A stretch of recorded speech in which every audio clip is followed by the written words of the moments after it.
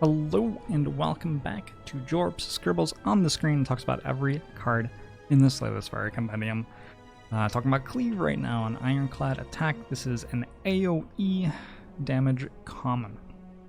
And Ironclad's usual ways to deal area of effect damage are going to be Cleave at common, Whirlwind at uncommon, Combust at uncommon, and Immolate at rare. And generally, I would say that Immolate and Combust are both very, very powerful cards. Immolate deals 21 AoE damage for 2 energy, which is enough to be killing Reptimancer's daggers. Really, really important breakpoint. Sometimes you'll leave them with like 1 to 4 health left, but just one attack is going to get you the rest of the way there. Combust deals 5 damage every single turn after you play it, and deals 1 damage to you, and you can upgrade it to deal 7 damage every turn after you play it. So Combust actually deals a tremendous amount of single target damage and even more so that's true when you're in a fight where there are multiple enemies. That damage over time is something that Ironclad doesn't get from many other sources, but it's very, very, very useful in fights where enemies have somewhere in the range of 50 hit points.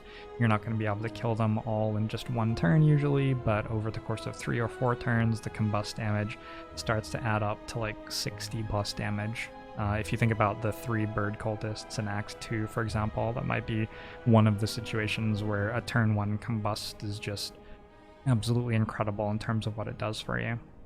Combust is also a little bit breakable with Rupture as a strength scaling thing, with self-forming clay as a block engine.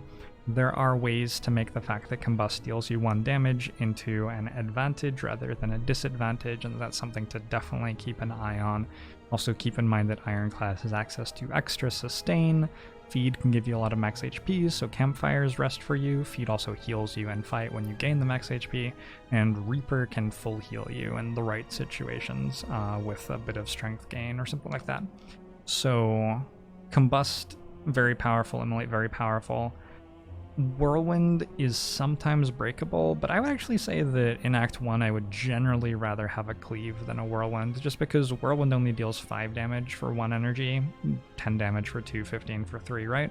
So if you start to get strength scaling going, if you get a Necronomicon, if you get a Chemical X, if you get like an Ice Cream with some sort of energy generation, Whirlwind can then start to look really, really, really strong. If you get kunai or a shuriken and playing Whirlwind for 0 is useful. Sometimes that's enough to make Whirlwind pretty good, but it does very noticeably deal less damage per energy than Cleave early on in the run, and early on in the run you do usually draw enough attacks to spend all of your energy on attacks when you want to. That's usually how you're going to be building your deck to get through Act 1 on Ironclad in my experience. So in Act 1, it's not that unusual for me to be adding a Cleave to my deck. I will sometimes even be taking a Cleave over Whirlwind. I think by the time that you get to upgrade Whirlwind, Whirlwind's probably going to be a more appealing card than Cleave. If I have a Campfire and I don't have to upgrade something like Bash to get my deck through the act, I might take a Whirlwind and upgrade it instead of taking a Cleave and then upgrading something else. Because by the time you upgrade Whirlwind, the fact that you can sink multiple energy into it becomes a more appealing thing. But yeah, like Cleave's okay. And Cleave itself is a pretty good upgrade early too, because you're getting 3 more damage, it deals 11 damage to all enemies, and area of effect damage is obviously more valuable than single target damage.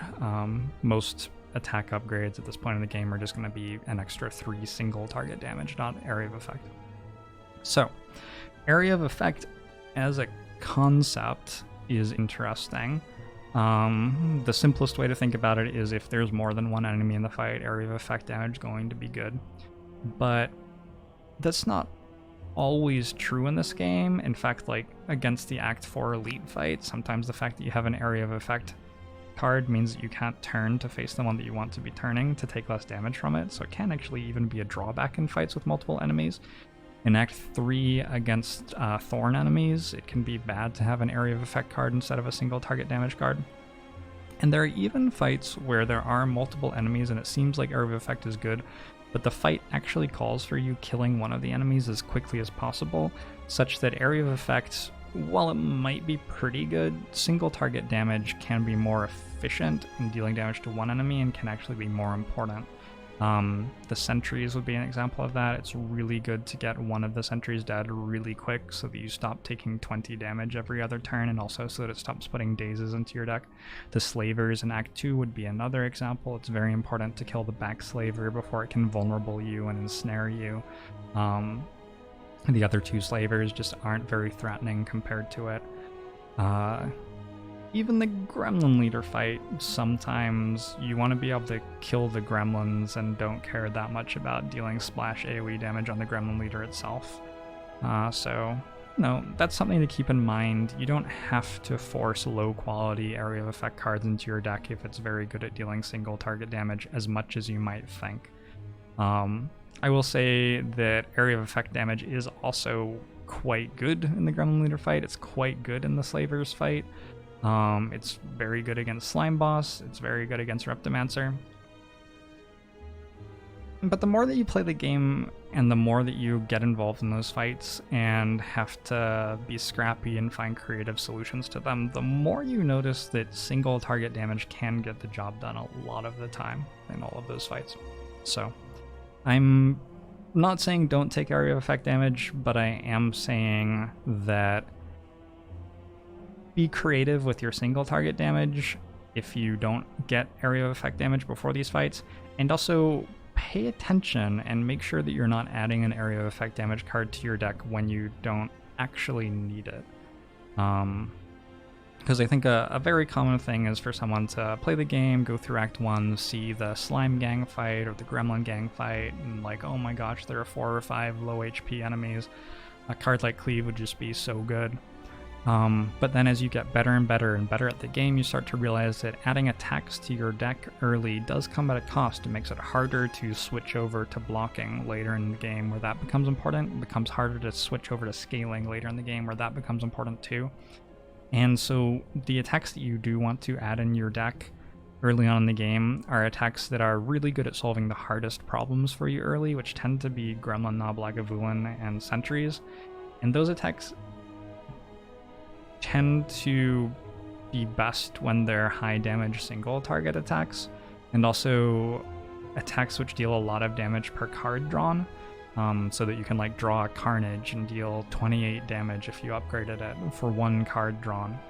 And once you're getting a lot of damage out of 1 attack, all of a sudden you don't need as many attacks in your deck, and you can start thinking about, okay, well, I'm going to add Flame Barriers and Shrug It Offs and cards like Feel No Pain or Inflame so I can scale for longer fights.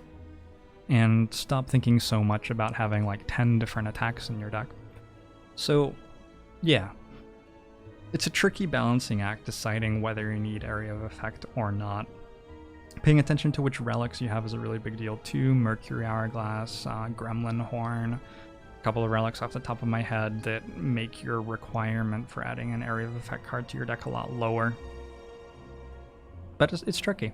It's one of the most challenging, but least obviously challenging things in the game, I would say, is working out how many of these area of effect attacks that are not incredible cards once you're fighting against Time Eater or the Heart or something like that. How many of these cards do you have to put in your deck to get to that stage in the game? And keep in mind that you don't only have to get to that stage in the game, you also have to get strong on the way. So if these cards are letting you take 1 more elite fight than you would have been able to take otherwise, perhaps it's worth having them. Or perhaps the drawback of having a Cleave in your deck late game is so high that it's not even worth getting 1 more elite fight out of it. That's a tricky thing to work out, and it's going to be different in different runs and something to always be keeping an eye on. Alright, cool. I'll see you next time.